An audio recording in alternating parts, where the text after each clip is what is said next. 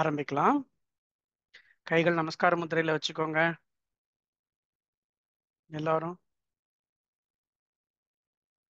இப்போ ராமனர் வணக்கம் ரமண மந்திரம் 3 முறை நமஸ்கார முத்திரையில கை வச்சுக்கோங்க. சொல்ல ஆரம்பிக்கலாம்.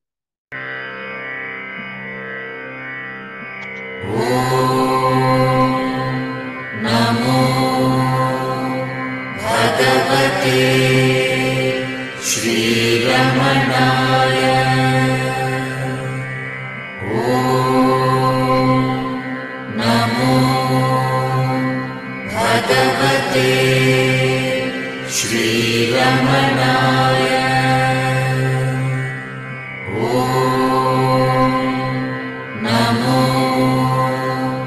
பகவதே ஸ்ரீரமணாய.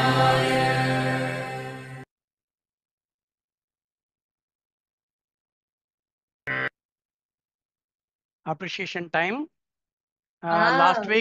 லாஸ்ட் வீக் பூர்பி மட்டும்தான் வந்து திருப்புகழ் அனுப்பியிருந்தாங்க. வேற யாரும் அனுப்பல. இந்த வாரம் எல்லாரும் அனுப்பணும். ஓகேவா?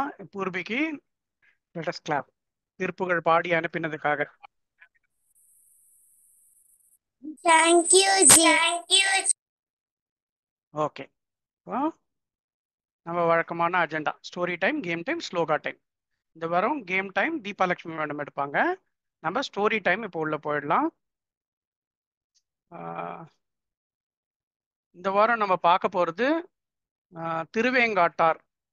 இவர் பேர் திருவேங்காட்டார்னா யாருக்கும் தெரியாது. பட்டினத்தார் அப்படின்னா தெரியும். பட்டினத்தார் அப்படின்றது வந்து சித்தர்கள்லையும் இருக்கிறாரு. அதே சமயத்தில் வந்து 12 திருமுறைகள் எழுதின லிஸ்ட்லையும் இருக்கிறாரு. இவர் வந்து பட்டினத்தார்ல வந்து 3 பட்டினத்தார் இருந்ததா சொல்றாங்க. ஆனா அதை பத்தி நமக்கு சரியான தகவல்கள் இல்லை. நாம இன்னைக்கு பார்க்க போறது சித்தர்கள்ல ரொம்ப முக்கியமான ஒரு சித்தர் பட்டினத்தார். இவரை பற்றி கேள்விப்பட்டிருக்கீங்களா? இவரை பத்தி யாரும் கேள்விப்பட்டது இல்லை போல இருக்கு. இவருடைய கதையை சினிமாவெல்லாம் எடுத்தாங்க. யூடியூப்ல இருக்கு, முழு படமும் இருக்கு. யாருன்னம்மா? யாரோ பதில் சொன்னாங்க. சரி, இருக்கட்டும். நம்ம இவரோட கதையை பார்க்க போலாம். இவருக்கு அப்பா அம்மா சிவனேசர் ஞானக்கலை. அவங்க 2 பேரும் திருவெண்காட்டுல போய் குழந்தை வேண்டி, திருவெண்காடு அப்படிங்கிறது வந்து ஸ்வேதாரண்யம் எல்லாம் பேர். அந்த ஊர்ல இருக்கிற பெரிய சிவன் கோயில் இருக்கு. அங்க போய் வேண்டிக்கிறாங்க, எங்களுக்கு ஒரு எங்களுக்கு ஒரு குழந்தை வேணும் அப்படின்னு. அவங்களுக்கு சிவன் அருளால ஒரு குழந்தை பிறக்குது. அதனால அவங்களுக்கு அந்த குழந்தை பேரு திருவெண்காடர் அப்படின்னு வைக்கிறாங்க. திருவெண்காடர் என்ன பண்றாரு, வளர்றாரு. வளரும்போது பார்த்தா படிப்பு, ஒழுக்கத்து எல்லாத்துலயும் ரொம்ப கெட்டிக்காரராக தான் இருக்கிறாரு. ரொம்ப ஒழுக்கமா இருக்காரு, நல்லா படிக்கிறாரு. அவங்க வந்து இந்த வாணியர் குலம் அப்படின்னு சொல்ற செட்டியார்களா இருக்கிறவங்க, வியாபாரம் பண்றது தான் அவங்களுடைய தொழில். அதுல அவர் வியாபாரமும் ரொம்ப தலை சிறந்த வகையில பண்ணி நிறைய சம்பாதிச்சாரு. அவங்க அப்பாவே ஏற்கனவே செல்வத்துல ரொம்ப ஜாஸ்தியானவர் தான். இவர் வந்து அந்த காலத்திலேயே வந்து ஒரு மிகப்பெரிய ஒரு மன்னனுக்கு இணையா வந்து மன்னனுக்கே பொருளுதவி தேவைப்பட்டா செய்யக்கூடிய அளவுக்கு சம்பாதிச்சிருக்காரு.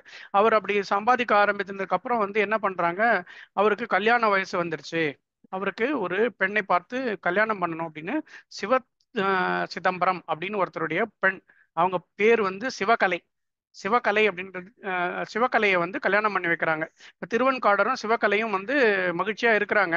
ஆனா அவங்களுக்கு குழந்தையே இல்லை, ரொம்ப நாளா குழந்தை இல்லை. அப்ப என்ன ஆகுது, இவங்க போய் சிவன் கிட்ட வேண்டுறாங்க. சிவன் கிட்ட வேண்டினா ஒரு நாள் என்ன ஆகுது, திருவெண்காடருடைய கனவுல ஒரு சிவன் வந்து சொல்றாரு, இந்த மாதிரி திருவிடை மருதூர் போ. திருவிடை மருதூர்ல சிவசர்மா சுசீலைன்னு ஒரு தம்பதி இருப்பாங்க. அவங்க கிட்ட போய் பாரு, அவங்க ஒரு குழந்தைய கொடுப்பாங்க. அந்த குழந்தைக்கு எடைக்கு எடை தங்கம் கொடுத்து, எடைக்கு எடை தங்கம்னா தராசுல ஒரு சைடு குழந்தைய வைக்கணும், இன்னொரு பக்கம் என்ன பண்ணணும், தங்க கட்டியா வச்சுட்டே வரணும். எப்போ வந்து தராசு சமமா வருதோ அப்போ வந்து அவ்வளோ பொன் காசை கொடுத்துடணும். அவங்க கிட்ட கொடுத்துட்டு குழந்தைய வாங்கிக்கணும் அப்படின்னு சிவபெருமான் சொல்றாரு. அந்த குழந்தைய வாங்கிட்டு வந்து உன் குழந்தையாவே வளர்க்கணும் அப்படின்னு சிவபெருமானுடைய ஆணை. இதை கேட்டவுடனே திருவெண்காடர் ரொம்ப சந்தோஷமா ஒய்ஃப்கிட்ட சொல்றாரு. அவரும் அவர் மனைவியும் சேர்ந்து திருவிடை மருதூர் போறாங்க. இதற்கு நடுவில் நடுவுல சிவசர்மர் கனவுல போறாரு. சிவசர்மர் சுசீலை வந்து சிவபெருமானுக்கு தொண்டு செய்யக்கூடியவங்க, சிவாச்சாரியார் வம்சத்துல வந்தவங்க. ஆனா ரொம்ப வறுமையில இருக்கிறவங்க. அவங்க கனவுலயும் சிவபெருமான் என்ன பண்றாரு, சிவசர்மர் கனவுல போய் சொல்லிடுறாரு. சிவசர்மர் கனவுல போய் என்ன சொல்றாருன்னா, கோயில்ல இருக்கிற மருத மரத்துக்கு கீழே ஒரு குழந்தை இருக்கும். அந்த குழந்தைய காலையில போனோன்னா அந்த குழந்தை இருக்கும். அந்த குழந்தைய எடுத்துட்டு வா, திருவன்காடர்னு ஒருத்தர் வந்து உங்ககிட்ட குழந்தைய கேட்பாரு. அவர்கிட்ட எடைக்கு எடை பொன் வாங்கிட்டு இந்த குழந்தைய கொடுத்துக்கோ. அந்த பொண்ணை வைத்து நீ வந்து சிவ தொண்டு செய்து உன்னுடைய வாழ்க்கையை ரொம்ப சந்தோஷமா வச்சுக்கோன்னு. நம்ம சுந்தரர் கதையெல்லாம் பார்க்கும்போது கூட பார்த்தோம். சிவபெருமான் என்ன பண்ணுவார்னா, ஒரு கம்ப்ளீட் டிரான்சாக்ஷன்னா சம்பந்தப்பட்ட எல்லாருக்கும் கனவுல போய் என்னென்ன பண்ணணும்னு சொல்லிடுவார். அஹ் அப்பதான் அது ரொம்ப சக்சஸ்ஃபுல்லா இருக்கும். இல்லைன்னா குழந்தைய பார்த்து அழகா இருக்கேன்னு சொல்லி வந்து சிவசர்மரும் சுசீலையும் நாம வளர்க்கலாம், கேட்டா கொடுக்க வேண்டாம்லாம் முடிவு பண்ணிட்டாங்கன்னா கதையே மாறிடும். அதனால சிவபெருமான் என்ன பண்ணுவாருன்னா, எப்பவுமே கனவுல வந்து இப்போ சுந்தரர் கதையில பார்த்தா இவங்க அனிந்திகையை கல்யாணம் பண்ணிக்கணும்னு இந்த பக்கம் சொன்னா, அவங்க கனவுலையும் போய் இந்த மாதிரி சுந்தரரை கல்யாணம் பண்ணிக்கோங்க அப்படின்னு சொல்லுவார். அந்த மாதிரி ஒரு ஃபுல் கம்ப்ளீட் டிரான்சாக்ஷனை எல்லாருக்கும் ஃபுல்லா இன்ஃபார்ம் பண்ணி முடிச்சிருவாரு. அதே மாதிரி இங்க வந்து இவங்க கனவுலையும் சொல்லிட்டாரு, அவங்க கனவுலையும் சொல்லிட்டாரு. அவங்க போய் பாக்குறாங்க சிவசர்மனும் சுசீலையும் மருத மரத்தடியில. அதே மாதிரி கொழு கொழுன்னு ரொம்ப அழகா ஒரு குழந்தை இருக்குது. சுசீலையே சொல்றாங்க சிவசர்மர் கிட்ட, நம்மளே வளர்க்கலாமா அப்படின்னு. சிவசர்மர் தெளிவா சொல்றாரு, சிவபெருமான் கனவுல வந்து சொல்லிட்டாரு இந்த குழந்தைய நம்ம கொடுக்கணும்னு. திருவன்காடரும் அவங்க மனைவி ஆஹ், சிவகலையும் போய் அந்த குழந்தைக்கு எடைக்கு எடை பொன் கொடுத்து வாங்கிட்டு வராங்க. வாங்கிட்டு வந்து தன் வீட்டுல தன் குழந்தையாவே வளர்க்குறாங்க. அந்த குழந்தையும் தெய்வீக குழந்தை, ரொம்ப அற்புதமான ஒரு அறிவுத்திறனோட இதோட இருக்கு. அந்த குழந்தை ரொம்ப ஒரு 15-16 வயது ஆகும்போது இளைஞனானதும் என்ன சொல்றாருன்னா, நான் வந்து வியாபாரம் பண்ண போறேன்னு. அவங்க அவங்க குலத்திலேயே வந்து வியாபாரம் தான் வந்து அவங்களுடைய தொழில். அப்ப கப்பல் கொண்டு போய் வியாபாரம் பண்ண போறேன்னு கப்பல்ல சரக்கெல்லாம் ஏத்திக்கிட்டு வெளியூர்ல போய் அதை விட்டுட்டு அதற்கு பதிலா தங்கம் கொண்டு வருவாங்க, தங்க காசுகள் கொண்டு வருவாங்க. இல்ல அந்த ஊர்ல என்ன ரொம்ப எளி- ரொம்ப கம்மியான விலையில கிடைக்குமோ அதை வாங்கிட்டு வந்து தன் ஊர்ல வியாபாரம் செய்வாங்க. இது வந்து அவங்களுடைய தொழில். மருதவாணன் என்ன பண்றாரு, அந்த மாதிரி கப்பல்ல வந்து போறாரு. போறவர் வந்து ம், திடீர்னு வந்து கப்பல் கொஞ்சம் வழி தவறி போய் திரும்பி ஒரு ஒரு மாசம் கழிச்சு லேட்டா தான் வராரு. அவர் வர்றதுக்குள்ள அவங்க அம்மா, அவருடைய அக்கா, அப்பா எல்லாருமே வருத்தப்பட்டுட்டு இருக்காங்க. ஆனா கப்பல்ல வந்த உடனே இறங்கினா அவர் கூட வியாபாரம் பண்ண போனவங்களாம் நிறைய பொற்காசுகள் கொண்டு வராங்க. இவர் மட்டும் என்னடான்னா, அவங்க அப்பா போய் பார்க்க போறாரு, கப்பல்ல நிறைய வரட்டி தான் இருக்கு, பொற்காசுகள் இல்ல. இன்னும் வெறும் வரட்டி. வரட்டினா தெரியுமா, சாணியை வந்து தட்டி வட்டமா காய வச்சிருப்பாங்க, அடுப்பெரிக்கிறதுக்கெல்லாம் பயன்படுத்துவாங்க. வெறும் மாட்டுச்சாணி, மாட்டுச்சாணியை தட்டி வரட்டி. அந்த வரட்டி மட்டும்தான் இருக்கு கப்பல்ல, மூட்டை மூட்டையா கட்டி எடுத்துட்டு வந்திருக்காரு. இதை பார்த்ததும் இவருக்கு அவங்க அப்பாவுக்கு ரொம்ப கோவம். பையனை வந்து திட்டணும் அப்படின்னு வராரு. இதுக்குள்ள வந்து மருதவாணன் என்ன பண்றாரு, வீட்டுக்கு வராரு. வீட்டுக்கு வந்தோடனே அம்மா வந்து ரொம்ப அன்பா கேட்கறாங்க, சாப்பிட்டியான்னெல்லாம். அவர் வந்து என்ன பண்றாரு, அம்மா கிட்ட வந்து ரொம்ப சந்தோஷமா பேசிட்டு, அப்பா என்னை தேடி வருவாரு, அவர்கிட்ட இதை கொடுத்துரு அப்படின்னு சொல்லி ஒரு பெட்டியை கொடுக்குறாரு. இவரு திருவெண்காடர் கையில ஒரு வரட்டியும் கொண்டு வராரு. கொண்டு வந்துட்டு மனைவி கிட்ட கேட்கிறாரு, பையன் இங்க வந்தான்? ஆமா வந்தான், இந்த மாதிரி ஏதோ பெட்டியை கொடுத்தான், பாத்தியா என்ன பண்ணிருக்கான், என்ன கொண்டு வந்திருக்கான்னு. மூட்டை மூட்டையா இந்த வரட்டியை தான் கொண்டு வந்திருக்கான்னு கோமா பேசிக்கிட்டே கீழே தூக்கி அடிக்கிறாரு. அது உடைந்து அந்த வரட்டிக்குள்ள இருந்து முத்து, வைரம், தங்க காசெல்லாம் கொட்டுச்சான். அப்போ வந்து ஐயோ, நம்ம புத்திசாலி பிள்ளைய தப்பா நினைச்சிட்டோம் அப்படின்னு நினைச்சு இவர் வந்து வருத்தப்படுறாரு. வருத்தப்பட்டுட்டு, பையன் என்னமோ கொடுத்துட்டு போயிருக்காரு, என்ன கொடுத்தாரு அப்படின்னு சொல்லிட்டு அந்த பெட்டியை திறந்து பார்க்கறாரு. அந்த பெட்டிக்குள்ள ஒரே ஒரு ஊசி இருக்கு. அப்புறம் ஒரு ஒரு பாடல் இருக்கு. அந்த பாடலோட கடைசி வரி மட்டும்தான் ரொம்ப புகழ்பெற்ற வரி. என்னன்னா, காதற்ற ஊசியும் வாராதுகான் கடை வழிக்கே. காதுன்னா, ஊசியில இந்த நூல் கோக்கறதுக்கு ஒரு ஓட்டை இருக்கும்ல இப்படி நீளமா, அந்த ஓட்டைக்கு பேரு காது. ஊசிக்கு அதுதான் காது. அந்த காதுக்குள்ளதான் நம்ம நூலை கோர்த்து நாம வந்து அதை இப்படி முடிச்சு போட்டு தைக்கிறதுக்கு உபயோகப்படுத்துவோம். இந்த ஊசிக்கு மேல சின்னதா ஓட்டை இருக்குல்ல, அந்த ஓட்டை பாதியா உடைஞ்சு போச்சு. அப்படி உடைஞ்ச ஊசி என்ன சொல்லுவாங்க, காதற்ற ஊசின்னு. காது அருந்து போச்சுல, அது காதற்ற ஊசி, காது இல்லாத ஊசி, காது அருந்த ஊசின்னு அர்த்தம். அது வந்து எதுக்குமே பயன்படாது, வெறும் குப்பையில தான் போடணும் அந்த காது அருந்த ஊசி. ஆனா அந்த ஊசியை கூட உன்னால உன்னுடைய கடை வழிக்கு, கடைசி வழிக்குன்னா நாம வந்து உயிர் துறந்து நம்ம மேல போகிறப்போ கூட கொண்டு போக முடியாது. இந்த ஒரு வார்த்தையை, இந்த ஒரே ஒரு வார்த்தையை கேட்ட உடனே வந்து திருவெண்காடருக்கு யோசனை வருது. வாழ்க்கை ஃபுல்லா பணம் சம்பாதிக்கிறதுக்கு தான் ஓடி இருக்கிறோம். பணம் பணம் பணம், மேல மேல மேல சேர்த்துக்கிட்டே போயிருக்கோம். வாழ்க்கையில நம்மளுடைய வாழ்க்கையோட லட்சியமாவே பணம் மட்டும்தான் இருந்திருக்குது. இப்ப இந்த ஒரு ஊசியை கூட நம்ம கொண்டு போக முடியாது, அதுவும் வந்து காது உடைஞ்சு போன ஊசியை கூட கொண்டு போக முடியாதுன்னா இவ்வளவு நாள் நம்ம வாழ்ந்த வாழ்க்கைக்கு என்ன அர்த்தம் அப்படின்னு அவர் யோசிக்க ஆரம்பிக்கிறார். அந்த ஒரே ஒரு பாடல் வரி அவருக்குள்ள இருந்து எவ்வளவோ ஒரு யோசனை எல்லாம் வருது. அதுக்கப்புறம் வந்து அந்த அந்த பாடல்ல முதல் 2 வரிகள் எல்லாம் வரும், குடும்பம் இது எதுவுமே வந்து உன் கூட வராது அப்படின்னு. அந்த அது அவர் அப்படியே படிச்ச உடனே என்ன ஆகுறாருன்னா, அப்படியே வந்து தன்னுடைய சட்டையெல்லாம் கழட்டி போடுறாரு. எல்லாம் ஒரே ஒரு துண்டை மட்டும் கட்டிக்கிட்டு நான் சன்னியாசியா போறேன் அப்படின்றாரு. அப்போ வந்து ம், அவருடைய மனைவி எல்லாம் வந்து தடுக்கிறாங்க. மனைவி தடுக்கிறாங்க, அம்மா தடுக்கிறாங்க. அம்மா சொல்றாங்க, எனக்கு ஒரே பிள்ளை நீ, எனக்கு கொள்ளி வைக்கிறதுக்கு கூட யாரும் இல்லை. அப்ப எனக்கு யார் கொள்ளி வைப்பாங்க, அதற்காகவாவது நீ இருக்கணும் அப்படின்றாங்க. அப்ப வந்து இவர் வந்து என்ன பண்ணிடுறாருன்னா, அம்மா கிட்ட ஒரு சத்தியம் பண்ணி கொடுக்குறாரு. சரி, உங்களுக்கு கொல்லி வைக்கிறதுக்கும் இறுதி காரியம் பண்றதுக்கும் நான் கண்டிப்பா வருவேன்னு. இது கிட்டத்தட்ட சங்கரர் கதை மாதிரி வரும். சங்கரர் கதை படிச்சிருந்தீங்கன்னா இதே மாதிரியான காட்சிகள் வரும்.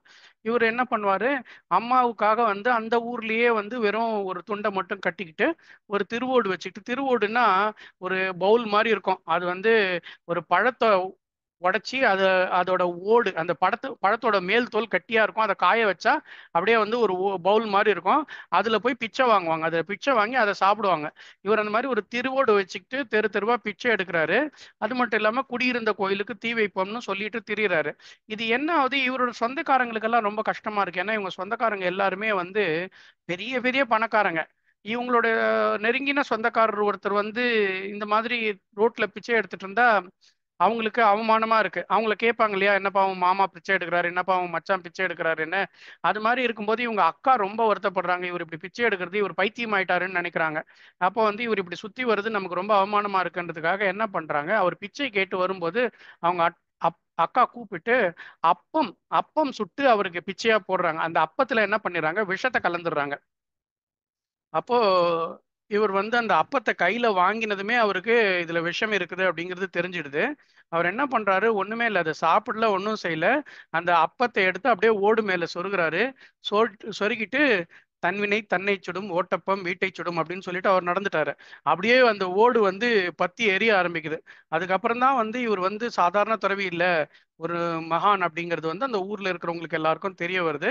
அதற்கப்புறமா அவர் என்ன பண்றாரு, அந்த ஊர்லயே சுற்றி வர்றாரு. ரொம்ப மரியாதையாவே இருக்கிறாங்க எல்லாரும். அவருக்கு நிறைய பேர் உணவிடுறாங்க. எல்லாம் போயிட்டே இருக்கு. அதுக்குள்ள அவங்களுடைய அன்னையோடைய இறுதி காரியம் வந்துடுது. அவங்க அம்மா வந்து வயசாகி இறந்துடுறாங்க. அவங்க அம்மா இறந்ததுக்கு அப்புறம் இவர் வந்து கைங்கரியம் பண்ண போறார். கைங்கரியம்னா அவங்களோட உடலை வந்து எரிக்கணும், அதுக்கு போறாரு. ஆனா உறவினர்கள்லாம் ஒத்துக்கல. பொதுவா வந்து சந்நியாசம் வாங்கினவங்களுக்கு எந்த கடமையும் கிடையாது. அவங்க வந்து இந்த மாதிரி யாருக்குமே வந்து இறுதி கைங்கரியம் எதுவுமே பண்ணக்கூடாது. அதனால வந்து அவங்க அதை ஒத்துக்கல. ஆனா இவர் என்ன பண்றாரு, இவரே தூக்கிட்டு போய் அவங்கள வந்து வாழை மட்டை மேல படுக்க வச்சாராம். வாழை மட்டை நெருப்பு வச்சா எரியுமா, ஆனா அது மேல படுக்க வச்சாராம். அதுக்கப்புறம் வந்து அவர் வந்து நிறைய பாடல்கள் பாடியிருக்காரு. இன்றைக்கு வரைக்கும் யாராவது இறந்து போனவர்களுக்கு கடைசி இது பண்ணும்போதுன்னா சுடுகாட்டுல பாடப்படுகிற பாடல் வந்து அவர் அன்னைக்கு அவங்க அம்மாவுக்காக பாடின பாடல் தான். பல பாடல்கள் இருக்கும், ரொம்ப மனசை உருக்குற பாட்டு. அதெல்லாம் பாடி கடைசியா வந்து என்ன பண்றாரு, வாழை மட்டையில இருக்கும் பொழுது இந்த பாடல் சொல்றாரு, அன்னை இட்ட தீ சாரி முன்னை இட்ட தீ முப்புறத்திலே, பின்னை இட்ட தீ தென்னிலங்கையிலே, அன்னை இட்ட தீ அடிவயிற்றிலே, யானும் இட்ட தீ மூழ்கவே அப்படின்னு பாடுறாரு. முன்னை இட்ட தீன்றது வந்து சிவபெருமான் வந்து முப்புறத்தை எரிச்சது, முன்னை இட்ட தீ முப்புறத்திலே. பின்னை இட்ட தீன்றது வந்து ஆஞ்சநேயர் தென்னிலங்கையில. பின்னை இட்ட தீ தென்னிலங்கையில. அன்னை இட்ட தீ அடிவயிற்றிலே, அம்மா இறந்ததுனால இவருக்கு சோகம் வந்து அடிவயிற்றில் நெருப்பா எரியுது. நானும் இட்ட தீ மூழ்க. இவர் இந்த பாடல் பாடினதும் பச்சை வாழை மட்டை பற்றி எரிந்து அவங்க அம்மா உடல் எரிந்து போயிடுச்சான். அடுத்த அற்புதம் இவர் இந்த மாதிரி பண்ணியிருக்காரு. அதற்கப்புறம் நிறைய அற்புதங்கள் பண்றாரு. ஆனா அந்த ஊர்ல இருக்கல. அந்த ஊர்ல இருந்தா அவரை வந்து எல்லாரும் மகான்னு சொல்லி அவருக்கு ரொம்ப மரியாதை கொடுக்குறாங்க, சோறு போடுறாங்க, இதெல்லாம் நடக்குது. இவர் வந்து துறவுக்கு ஏற்ற அந்த விஷயமே நடக்காம போயிடுது இல்லையா. அதனால அவர் என்ன பண்றாருன்னா, ஒரு ஒரு ஊரா போய் சிவபெருமான பாடிக்கிட்டே வர்றாரு. நல்ல பாடல்கள் இருக்கு, நிறைய அற்புதமான பாடல்கள், நேரம் கிடைச்சா படிச்சு பார்க்கணும். அவர் அப்படி வரும்போது திருவிடைமருதூர் வராரு. அதுக்கப்புறம் வந்து பத்ரகிரின்னு ஒரு ஊருக்கு வராரு. அந்த பத்ரகிரியோட ராஜா வந்து ராஜாவோட அரண்மனையில கொள்ளையடிக்கிறதுக்கு ஒரு கொள்ளை கூட்டம் வந்து திட்டமிடுறாங்க. இந்த கொள்ளை கூட்டம் என்ன பண்றாங்க, அவங்களுக்கு வந்து விநாயகர் மேல பக்தி. அவங்க என்ன பண்ணுவாங்க, போகும்போது அந்த விநாயகரை வேண்டிக்கிட்டு போவாங்க. திரும்பி வரும்போது அந்த விநாயகருக்கு பங்கா எதையாவது கொண்டு அவர் கோயில்ல போட்டுட்டு போயிடுவாங்க. இது மாதிரி இருக்கும்போது அந்த அரண்மனையில போய், பத்ரகிரியோட அரண்மனையில போய் நிறைய விலை உயர்ந்த நகைகளை திருடிட்டு வந்துடுறாங்க. வரும்போது பின்னாடி ரொம்ப தூரத்துல வந்து படை துரத்திட்டு வருது. அந்த வேகமா வர்ற அந்த கள்வர் தலைவன் என்ன பண்றான்னா, ஒரு பெரிய விலை உயர்ந்த நவரத்ன மாலையை தூக்கி பிள்ளையார தூக்கி போடுறான், பிள்ளையார் மேல போடுறான் குதிரையில போய்கிட்டே. அது பிள்ளையார் மேல பட்டு பிள்ளையார் காலடியில உட்கார்ந்து தியானம் பண்ணிக்கிட்டு இருந்த பட்டினத்தாருடைய கழுத்துல விழுந்துருச்சு. திருவெண்காடரை வந்து இப்ப எல்லாரும் பட்டினத்தார்னு கூப்பிட ஆரம்பிச்சுட்டாங்க. அவர் கழுத்துல விழுந்துருச்சு. அவர் கழுத்துல விழுந்தது கூட தெரியாம அவர் தியானம் பண்ணிட்டு இருக்காரு. பின்னாடி துரத்திக்கிட்டு வந்த அந்த காவலர்கள் இவர் கழுத்துல வந்து ஒரு பெரிய நவரத்ன மாலையோட உட்கார்ந்து இருக்கிறத பாக்குறாங்க. அரசர்கிட்ட கூட்டு போய் காட்டுறாங்க. இவரும் கொள்ளையில பங்கு பெற்றவர்னு. இவர் எதுவுமே பேசல. இவர் பாட்டுல அமைதியா இருக்கிறாரு. இவர் இப்படியே அமைதியா இருந்ததும் என்ன பண்றாங்க, இவரை கழுவுல ஏத்துறதுன்னு முடிவு பண்ணிடுறாங்க. கழுமரத்துல ஏத்துறதுக்கு போறாங்க. கழுமரம் ஏத்துறதுன்னா யாருக்காவது தெரியுமா? கழுமரம் ஏத்துறதுன்னா தெரியாது ஜி. ஜி தெரியல. கழுமரம் கழுமரம் ஏத்துறது என்னம்மா யாரோ ஜிஜின்றீங்க? தள்ளி விட்டுருவாங்க, குத்திடுவாங்க. நான் சொல்றேன். ஒரு கிரிக்கெட் ஸ்டம்ப் மாதிரி அதோட இன்னும் கொஞ்சம் தடியா ஒரு உருண்டையான கம்பு எடுத்துப்பாங்க. நல்லா ஒரு ஆள் உயரத்துக்கு கம்பு எடுத்துட்டு அதோட முனை மட்டும் கொஞ்சம் கூராக்கிடுவாங்க. அது மேல கொண்டு போய் ஒரு ஆளை உட்கார வைப்பாங்க. அது மெதுவா அவங்களோட உடம்பு வெயிட்டால அது குத்தி ஓட்டை போட்டுட்டு அப்படியே உள்ள போகும். உள்ள போய் போய் போய் கடைசியில தலையில ஓட்டை போட்டு வரும். அவ்வளவு கொடூரமான ஒரு தண்டனை. அப்படி பண்ணாங்கன்னா உயிர் போறதுக்கு 2-3 நாள் வேற ஆகும். அந்த 2-3 நாள் அவங்க வலியில துடிச்சு துடிச்சு இறப்பாங்க. அந்த மாதிரி ஒரு தண்டனையை வந்து பட்டினத்தாருக்கு கொடுத்துட்டாங்க. நான் இது வந்து கழுமரம் ஏற்றுறது வந்து நம்ம திருஞான சம்பந்தர் கதையில அப்ப கூட சொன்னேன்னு நினைக்கிறேன். அது அவ்வளவு விளக்கமா சொல்லல. இப்போ சோ பட்டினத்தாருக்கு இந்த மாதிரி ஒரு தண்டனை கொடுத்துதான் அவர் என்ன பண்றாரு, நேரா போறாரு. அந்த மரத்தால செய்த அந்த கம்பு முன்னாடி நிக்கிறாரு. நின்னுட்டு அவரு ஒரு பாட்டு மட்டும் சொல்றாரு. என் செயலாவது யாதொன்றும் இல்லை இனி தெய்வமே, இனி உன் செயலே என உணரப் பெற்றேன். பிறவி எடுத்த பின் செய்த தீவினை ஏதுமில்லை, முன் செய்த தீவினை இங்கனம் வந்து மூல மதோன்னு. இதுல பிறவி எடுத்தன்றதுக்கு பதில் ஊன் எடுத்த அப்படின்னு சில இடங்கள்ல சொல்றாங்க. இந்த பாடல் மூல மதோ அப்படின்னு நான் படிச்சேன். மூண்டதுவே ஓ அப்படின்னு வந்து சில இடங்கள்ல இருக்கு. ஆனா பாடல் சரியா என்னன்றது வந்து சில இது இருந்தாலும் கருத்து என்னன்னா, அவர் இந்த மாதிரி ஒரு பாடல் சொல்றாரு. நான் பிறந்ததுக்கு அப்புறமா எந்த தீவினையும் பண்ணல, ஆனா பிறக்கிறதுக்கு முன்னாடி ஏதோ தீவினை பண்ணிருக்கேன் போல இருக்கு. அது வந்து இப்படி மூண்டதுவோ அப்படின்றாரு. இந்த மூண்டதுவோ அப்படின்ற வார்த்தை எது மூட்டுவாங்க, எது மூளும்?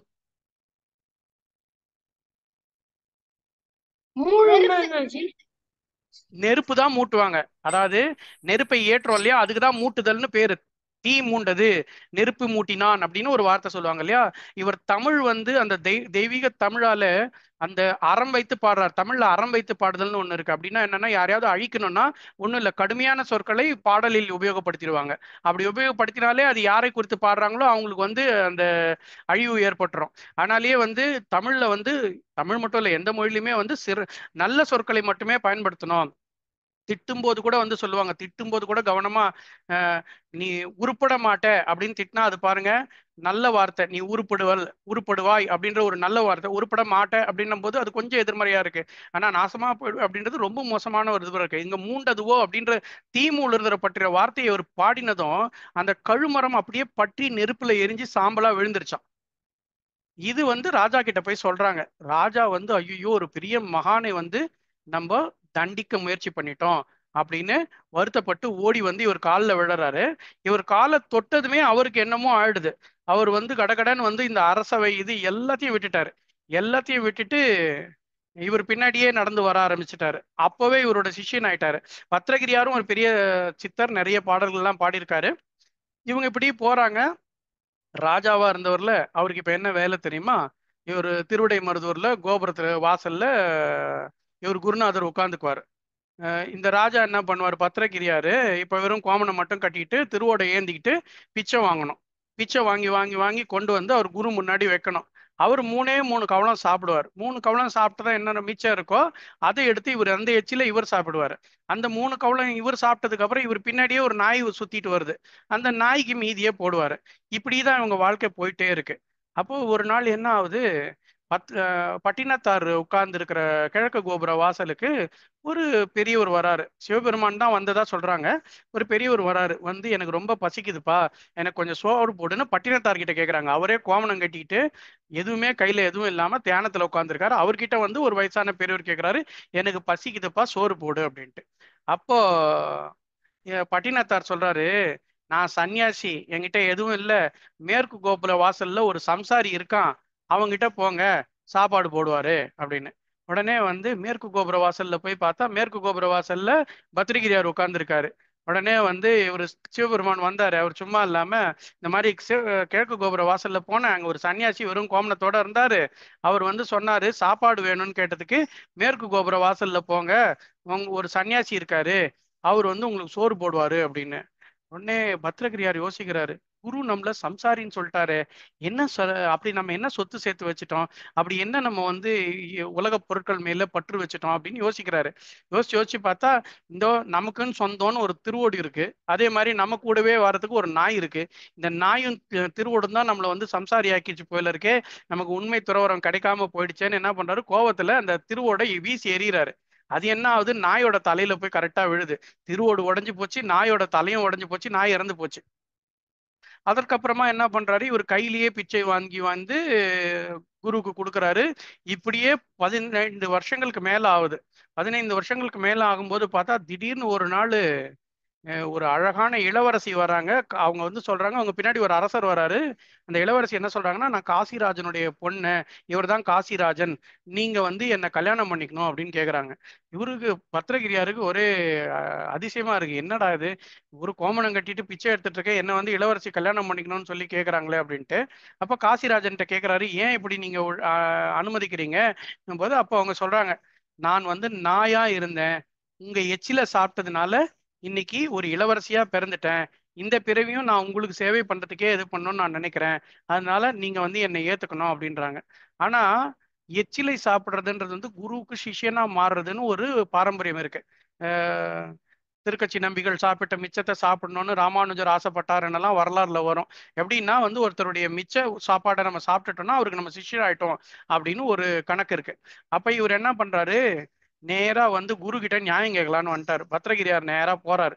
போயிட்டு, உங்க எச்சில நான் சாப்பிட்டேன், என் எச்சில இவ சாப்பிட்டா, உங்க எச்சில ஆக மட்டும் உங்க எச்சில தான் இவ்வளவு சாப்பிட்டா, உங்க எச்சில சாப்பிட்டா அவங்களுக்கு முக்தி கிடைக்கணுமே தவிர இப்படி பிறவி திருப்பி வரலாமா, குருவே எச்சில் உண்ட நாய்க்கு பிறவி பிணி வரலாமா அப்படின்னு கேட்டார் அவர்.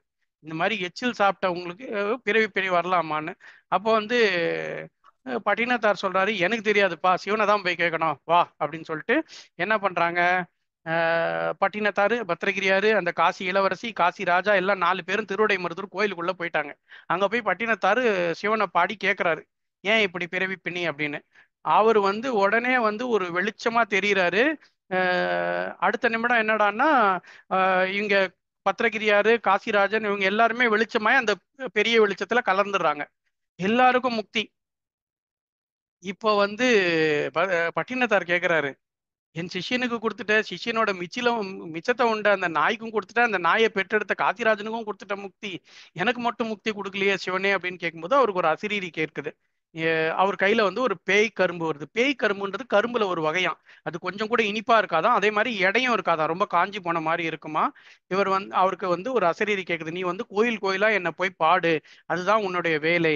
நீ கோயில் கோயிலா போய் பாடும்போது எந்த ஊருக்கு போகும்போது இந்த பேய் கரும்பு இனிக்குதோ அந்த ஊர்ல உனக்கு முக்தி கிடைக்கும் அப்படின்றாரு. அதுக்கப்புறம் அவர் நிறைய கோயில்களுக்கு போறாரு. திருக்காளகஸ்தி, திருவிடைமருதூர் எல்லா இடத்துலயும் போய் பாட்டு பாடுறாரு.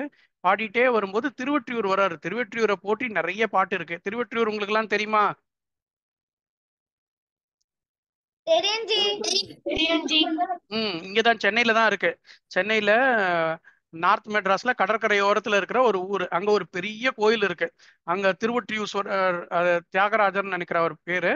அவரு அங்க சிவனை விட அம்மனுக்கு தான் ரொம்ப புகழ் அதிகம்.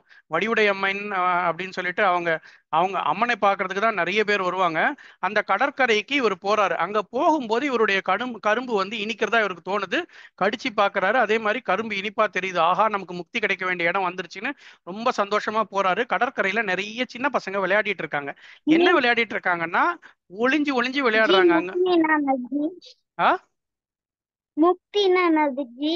முக்தி, முக்தி மோட்சம் அப்படின்னா என்னன்னா, இப்போ வந்து உங்களுக்கு இப்போ இப்போ வாழ்க்கை ரொம்ப சந்தோஷமா இருக்கும். பெரியவங்களுக்கு வாழ்க்கையில நிறைய சவால்கள்லாம் இருக்கு. வெறும் சந்தோஷமா மட்டுமே இல்லை. அதனால வந்து என்ன நினைக்கிறாங்கன்னா, இந்த பிறவி பிறவி அப்படின்னு திருப்பி திருப்பி மறுபிறவி எடுத்து எடுத்து பிறக்காம நம்ம உடனே கடவுள் கூட போய் கலந்துடணும் அப்படின்னு நினைக்கிறாங்க. அப்படி இருந்துட்டா அதுக்கப்புறம் எப்பவுமே வெறும் சந்தோஷம் மட்டுமே இருக்கும் அப்படின்னு. அதனால இந்த பிறவி திரும்ப திரும்ப வர்றதுல இருந்து விடுபட்டு கடவுளோட கலக்கிறது தான் முக்தி மோட்சம்லாம் சொல்றாங்க. அந்த அதுல முக்தி வேற மோட்சம் வேறன்னு சில கருத்து இருக்குது. அது ரொம்ப டீட்டெயிலாக நம்ம இப்போ போக வேண்டாம். நம்ம இந்த இவங்க வந்து முக்தி கிடைக்கிறதுக்காக இனிமே நமக்கு வந்து கடவுளா மாறுறதுக்கான நேரம் வந்துருச்சுன்னு அவர் புரிஞ்சுக்கிறாரு. அவர் என்ன பண்றாரு, கடற்கரையில போய் பார்க்கறாரு, அங்க நிறைய சின்ன பசங்க விளையாடுறாங்க, ஒளிஞ்சு பிடிச்சு விளையாடுறாங்க. அவங்க என்ன பண்றாங்க, இந்த ஆம், மீன் பிடிக்கிற ஆட்கள் அந்த படகை கவிழ்த்து போட்டு அது பின்னாடி ஒளியறது, அப்புறம் பெரிய கூடையை போட்டு அது அதற்கு உள்ள ஒளிஞ்சுக்கிறது, இந்த மாதிரிலாம் இருக்கிறாங்க. இவர் என்ன பண்றாரு, இவரும் அவங்க கூட எல்லாம் போய் விளையாடுறாரு. அப்ப இவர் ஒரு கூடையை போட்டு கவிழ்த்து வைப்பாங்க. ஆனா இவர் பார்த்தா திடீர்னு வெளியில தூரத்துல இருந்து நடந்து வருவாரு, கூடையை திறந்து பார்த்தா அவங்க இருக்க மாட்டாரு. அந்த மாதிரி நிறைய விளையாட்டு பண்ணி இவர் இது பண்ணதும் பசங்களுக்கெல்லாம் ஒரே சந்தோஷம், மேஜிக் இல்லையா. அவங்க ரொம்ப சந்தோஷமா இது பண்றாங்க. நான் ஒன்னு ஒரு என்ன சொல்றாரு, இன்னும் ஒரு பெரிய மேஜிக் காட்டுறேன் அப்படின்னு சொல்லிட்டு ஒரு குழி தோன்றாரு சொல்றாரு. குழிக்குள்ள இவர் இறங்கி மண்ணை போட்டு மூட சொல்லிடுறாரு.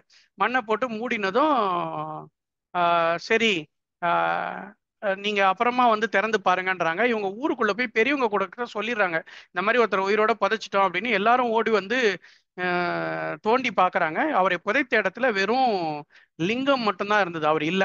அவரு அப்படியே லிங்க உருவமா மாறிட்டாரு. அந்த லிங்கம் வந்து இன்றைக்கும் பூஜையில இருக்குது. நீங்க திருவொற்றியூர் போனீங்கன்னா திருவொற்றியூர் கடற்கரையில இந்த மாதிரி அருள்மிகு பட்டினத்தார் திருக்கோயில் அப்படின்னு சொல்லி போட்டிருக்கோம். உள்ள போனீங்கன்னா ஒரு சின்ன கோயில் இருக்குது. அந்த கோயில்ல ஒரு லிங்கம் இருக்கும். அது வந்து பட்டினத்தார் திருமேனி லிங்கமா மாறின லிங்கம். அது அவர் சமாதியான இடம் அதுதான்.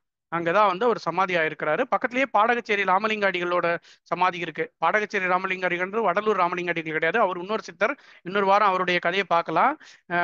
திருவொற்றியூர் உங்களுக்கு பக்கமான்னு தெரியல, சென்னையில இருக்கிறவங்க கண்டிப்பா ஒரு முறையாவது போய் பார்க்கணும். போனா ஒன்றும் செய்யக்கூடாது, விளையாடலாம் அங்க போய். எல்லாம் நீங்க வந்து அங்க என்ன பண்ணலாம்னா, கொஞ்ச நேரம் கண்ணு மூடி சும்மா உட்கார்ந்து இருந்தா கூட போதும். ரொம்ப அற்புதமான சில அனுபவம் கிடைக்கும். சரியா? சென்னையில இருக்கிறேன். ஓகே. நாம இப்போ நேரம் ரொம்ப வேகமா போயிட்டு இருக்கு. அடுத்து இது வந்து ஸ்லோகா டைம் வேற முடிக்கணும். நம்ம கொஞ்சம் அடுத்தது நம்ம இது பண்ணலாம். ஓகே, கதை ஓகேவா? எல்லாருக்கும் புரிஞ்சுதா? கதையில ஏதாவது கேள்வி இருக்கா? Okay, okay, okay, okay. இன்னைக்கு நாம வந்து என்ன பண்றோம், பட்டினத்தார் பத்தி பார்த்ததுனால பட்டினத்தார் பாடல்லையே ஒரு புகழ்பெற்ற பாடல் ஒண்ணு பாக்குறோம். இதுல வந்து என்ன பாட்டுனா, கல்லாப்பிழையும் கருதாப்பிழையும் கசுந்துருகி நில்லாப்பிழையும் நினையாப்பிழையும் நின்னஞ்செழுத்தை சொல்லாப்பிழையும் துதியாப்பிழையும் தொழாப்பிழையும் எல்லா பிழையும் பொறுத்தருள்வாய் கச்சி ஏகம்பனே. இதான் வந்து பாடலை திரும்பி ஒரு தடவை சொல்றேன். கல்லா பிழையும் கருதா பிழையும் கசிந்துருகி நில்லா பிழையும் நினையா பிழையும் நின் அஞ்செழுத்தை சொல்லா பிழையும் துதியா பிழையும் தொழா பிழையும் எல்லா பிழையும் பொறுத்தருள்வாய் கச்சி ஏகம்பனே. இதுக்கு அர்த்தம் சொல்றேன் ஒரு முறை. இன்னும் 10 நிமிஷத்துல இது முடிஞ்சிடும். மெமரி கேமுக்காக திரும்ப கனெக்ட் பண்ண வேண்டியது இருக்கும். சரியா? நான் இப்போ இது அர்த்தம் சொல்ல ஆரம்பிக்கிறேன். கல்லா பிழையும், கல்லா பிழையும்னா சிவனை பத்தி படிக்காத ஒரு பிழை, படிக்காத தவறு. அது நம்ம இன்னும் சிவனை பத்தி தேடி தேடி படிக்கல, அந்த பிழையை நீ மன்னிக்கணும். கருதா பிழையும், கருதுதல் அப்படின்னு சொன்னா வந்து ஒரு முடிவெடுத்து இதுதான் இனிமே அப்படின்னு எடுத்துக்கிறது. என்ன சொல்றது, இதை நாம் வெற்றியாக கருத வேண்டும், இதை நாம் வந்து இப்படி கருத வேண்டும், அப்படி கருத வேண்டும்னா கருதுதல்னா இப்படி ஒரு ஒரு டிஃபைன் பண்ணிக்கணும் அப்படின்ற மாதிரி அர்த்தம். இப்ப கருதா பிழையும்னா அப்ப சிவனை என்னவா கருதணும் அப்படின்னா, அடையத்தக்க பரும்பொருள் அவர்தான் வந்து மோட்சம் அப்படின்லாம் கருதணும் அப்படின்றாங்க. அந்த என்னவா கருதணும்ன்றதை அவர் சொல்லல. கல்லாப்பிழையும் கருதாப்பிழையும் கசிந்துருகி நில்லா பிழையும், கல்லாப்பிழையும் கருதாப்பிழையும் கசிந்துருகி நில்லா பிழையும். கசிந்துருகி நிற்கிறதுனா கோயில்ல அவர் முன்னாடி போய் நிற்கும் போது நம்ம மனசு அப்படியே உருகணும். அவர் மேல அன்புல வந்து அப்படியே மனசு வந்து அப்படியே உருகி உடம்பெல்லாம் வந்து அப்படியே வந்து புல்லரிக்கணும். அந்த அந்த மாதிரி நிக்கிற அந்த ஒரு அனுபவம் இருக்கணும் நமக்கு. அந்த அனுபவம் இல்ல, அந்த அனுபவம் இல்லாததுனால ஏற்படுற தவறும். நினையா பிழையும், நினைக்காது அவரை எப்பவும் அவரையே நினைச்சிட்டு இருக்கணும், சிவனையே நினைச்சிட்டு இருக்கணும். அந்த நினைக்காததுனால ஏற்படுற பிழையும். நின் அஞ்செழுத்தை சொல்லா பிழையும். அஞ்செழுத்துன்னா தெரியுமா?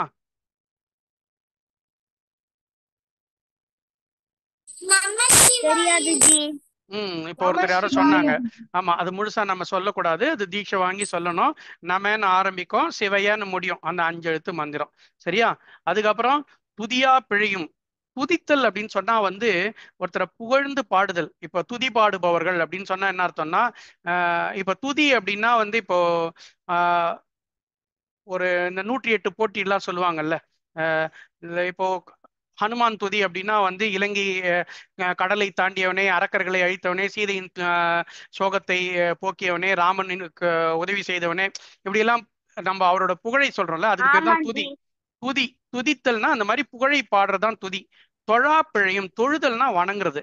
நம்ம காலை போட்டு வணங்கி அவங்களுக்கு பணிகிறோம்ல, அந்த பணியாத அந்த தப்பும் எல்லா பிழையும், இன்னும் என்னென்ன தப்பெல்லாம் பண்ணியிருக்கணும் எல்லாத்தையும் பொறுத்தருள்வாய், எல்லாத்தையும் மன்னிச்சிடு. கச்சி, கச்சின்றது காஞ்சியோடைய இன்னொரு பேர். காஞ்சியை சில பேர் கச்சின்னு பாடுவாங்க. அந்த பாடலுக்கு கரெக்டா அந்த சவுண்ட் வரணுன்றதுக்காக ஏகம்பனே, காஞ்சிபுரத்துல இருக்கிற ஒரு பேர் ஏகாம்பரநாதன், அந்த ஏகாம்பரேஸ்வரர், அவர் பேர் தான் ஏகம்பன். அந்த கம்பன் அப்படின்றதும் அவர் பேர் தான். அதனாலதான் வந்து கச்சி ஏகம்பனே அப்படின்னு படிக்கிறாரு. நம்ம இன்னும் இந்த பாட்டை ஒரு தடவை பார்த்துருவோம். கல்லாப்பிழையும் கருதாப்பிழையும் கசிந்துருகி நில்லாப்பிழையும் நினையாப்பிழையும் நின்னெஞ்செழுத்தை சொல்லாப்பிழையும் துதியாப்பிழையும் தொழாப்பிழையும் எல்லா பிழையும் பொறுத்தருள்வாய் கச்சி ஏகம்பனே. இதை வந்து நிஜமாவே மனசுல நினைச்சு சொல்லணும். சொன்னா கண்டிப்பா வந்து சிவபெருமான் நம்மளையும் மேல நமக்கு அருள் பண்ணுவார். சரியா? இதோட ஸ்லோகா டைம் முடிஞ்சிடுச்சு. ஆஹ் யாருக்கும் ஏதாவது கேள்வி இருக்கா இந்த பாடல்ல? நோஜி. சரி.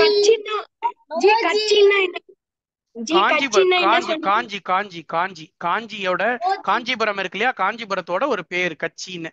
பாடல்ல வரும்போது நிறைய பேர் கச்சி அப்படின்னு பாடுவாங்க, காஞ்சின்னு இல்லாம கச்சின்னு பாடுவாங்க. ஓகேவா? Okay G, thanks G. இந்த பாடல் நல்லா ஞாபகம் இருக்கா? கல்லாப்பிழையும் கருதாப்பிழையும் கசிந்துருகி நில்லாப்பிழையும் நினையாப்பிழையும் நின் அஞ்செழுத்தை சொல்லாப்பிழையும் துதியாப்பிழையும் தொழாப்பிழையும் எல்லா பிழையும் பொறுத்தருள்வாய் கச்சி ஏகம்பனே. சரியா? இதுக்கப்புறம் இவருடைய பாடல்கள்ல வேற சில பாடல்கள் ரொம்ப நல்லா இருந்த சில பாடல்கள்லாம் எடுத்திருக்கேன். இது பாத்தீங்கன்னா முடிஞ்சா அப்புறமா படிங்க.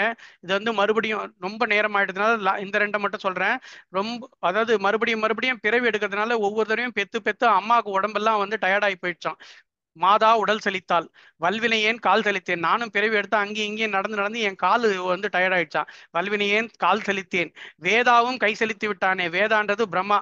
பிரம்மா வந்து என்னன்னா தலையெழுத்தை எழுதி எழுதி அவருக்கு கை வந்து டயர்ட் ஆயிடுச்சான். வேதாவும் கை செலு, அது மட்டும் இல்லாம நம்மளை படைச்சு படைச்சு அவருக்கு கை டயர்ட் ஆயிடுச்சான். மாதா உடல் செழித்தால் வல்வினை ஏன் கால் செலுத்தேன். வேதாவும் கை செலுத்தி விட்டானே. நாதா, நாதான்றது சிவனை கூப்பிடுறாரு. இருப்பையூர்ன்றது அங்க ஒரு ஊரு. அங்க ஒரு சிவன் கோயில்ல தான் பாடுறாரு. இருப்பையூர் வாழ் சிவனே இன்னுமோர் அன்னை கருப்பையிலே வாராமற்கா. இன்னொரு பிறவி வராம இன்னொரு தடவை அம்மாவோட கர்ப்பப்பையில வராம பாத்துக்கோ அப்படின்னு ஒரு பாட்டு. ரொம்ப புகழ்பெற்ற பாட்டு. இன்னும் நிறைய பாட்டு இருக்கு அவரது புகழ். அதே மாதிரி வாளால் மகவறிந்து ஊட்ட வல்லேன் அல்லேன். யாரு வந்து சிவபெருமானுக்காக வந்து பிள்ளைய வெட்டி சாப்பாடா செய்து ஊட்டிடுது? ஞாபகம் இருக்கா? ஞாபகம் இல்ல. சிறு தொண்டர், சிறு தொண்டர் நம்ம நாயன்மார் கதையில பார்த்தோம். அப்புறம் மாது சொன்ன சூழால் இளமை துறக்க வல்லேன் அல்லேன். திருநீலகண்ட குயவனார். ஞாபகம் இருக்கா இதெல்லாம்? ஜி நான் அந்த கிளாஸ் அட்டெண்ட் பண்ணல ஜி. சரி.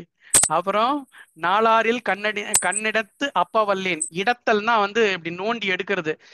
சிவபெருமான பார்த்திருக்காரு, யாருன்னே தெரியாது. சும்மா லிங்கத்தை பார்த்தே அவருக்கு அன்பு வர ஆரம்பிச்சிச்சு கண்ணப்பருக்கு. 6வது நாள் சிவன் கண்ணுல இருந்து ரத்தம் வருதுன்னு பார்த்தவொடனே 6 நாள் தான், அதுவும் வெறுமனே பார்த்திருக்காரு, அவரை பத்தி ஒன்றும் தெரியாது. ஆனா அன்புல என்ன பண்ணிட்டாரு, தன் கண்ணை நோண்டி எடுத்து அப்பிட்டாரு. அந்த மாதிரி அன்பும் எனக்கு கிடையாது. வாளால் மகவறிந்து ஊட்ட வல்லேன் அல்லேன் நான். மாது சொன்ன சூழால் இறமை துறக்க வல்லேன் அல்லேன். தொண்டு செய்து நாளாரில் கண்ணிடத்த அப்ப வல்லேன் அல்லேன். நானினி சென்று ஆளாவதெப்படியோ திருக்காலத்தி அப்பருக்கே. இந்த மாதிரி எதுவுமே பண்ண முடியல என்னால, நான் எப்படி போய் திருக்காலத்தி அப்பருக்கு பக்தர்னு ஆளாவேன் அப்படின்னு கேட்கிறாரு. வாளால் மகவறிந்து ஊட்ட வல்லேன் நான். மாது சொன்ன சூழால் இளமை துறக்க வல்லேன் அல்லன். தொண்டு செய்து நாளாரில் கண்ணிடத் தப்ப வல்லேன் அல்லேன். நானினி சென்று ஆளாவதெப்படியோ திருக்காலத்தி அப்பருக்கே. சரியா?